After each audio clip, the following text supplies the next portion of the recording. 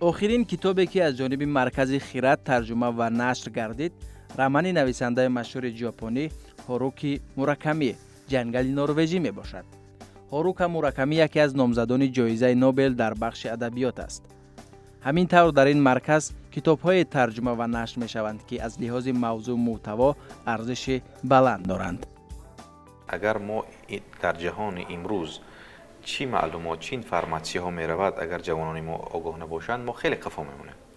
به همین خاطر ما خواستیم که هرچی بیشتر و هرچی زودتر و سریعتر کتاب‌هایی که باید هر یک خواننده تاجیک خواند در نوبت اول اون کتاب‌ها را ردبندی کرده از همون سایت‌های جهانی که امروز گویم ریتینگ درجه بندی میکنن کتاب‌ها را، از همون 10 گانه 20 گانه و 30 گانه بهترین کتاب‌ها ما امروز نیت داریم که به زبان تاجیک از زبان اصلی از زبان انگلیسی روسی ترجمه کرده پیشکشی مردم گردانیم.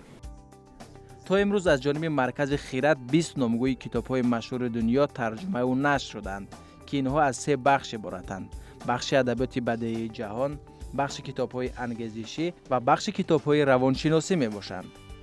و طلبات امروز جامعه در سرتاسر جهان همین گونه است. مثلا چند سال قبل کتاب‌های ددکتیوی خواننده زیاد داشت، مثلا دوره شوروی گویم رمان و یا حکایه آثار بدیهی محبوبیت داشت، خواننده داشت. امروز نه بلکه در تاجیکستان در سرتاسر دنیا امروز مردم کتاب‌های موتیواسیونی را می‌خوانند، چون که در جامعه که تلاطم‌ها زیادن مردم به آرامش به امید نیاز دارد و کتاب‌هایی که به مردم آرامش و امید دهند میتوان کتاب‌های موتیواسیونی و کتاب‌های پسیکولوژی باشند که مردم از روی طلبات جامعه. به همین خاطر ما بیشتر رو تکیه کردیم به کتاب‌های موتیواسیونی.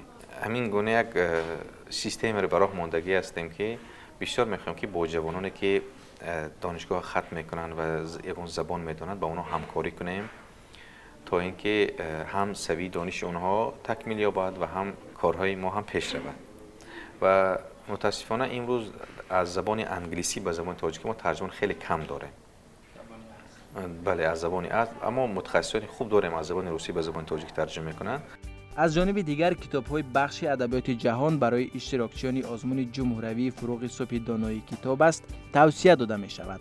مسئولین مرکز خیرات تلاش دارند که کتاب‌های ترجمه شده فصیح و روان و فهما و جوابگو به معیارهای زبانی تاجیکی باشند. آنها در پی به نشر رسانیدن کتاب‌های دیگر نیز هستند.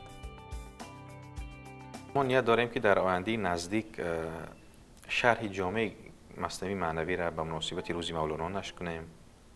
همچنین کتاب‌های بسیار خواندنی که این در سرتاسر جهان مشهورند و خیلی خواننده زیاد دارند، کتاب‌های یوول نوح هراری، مختصر تاریخ بشر، آینده نظری، فوتورولوژیا و عموما کتاب‌هایی که فکر میکنم و یک پرینسیپ کاری ما همین است که ما میخوایم که سر از سال 2017 یا 2015 این جانب کتاب‌ها رو منتشر کنیم که کتاب‌های مثلا سال 90 85 این کتاب‌ها کمی مثلا از نگاه مضمونی شاید دیر شده باشد برای خواننده امروزی ما.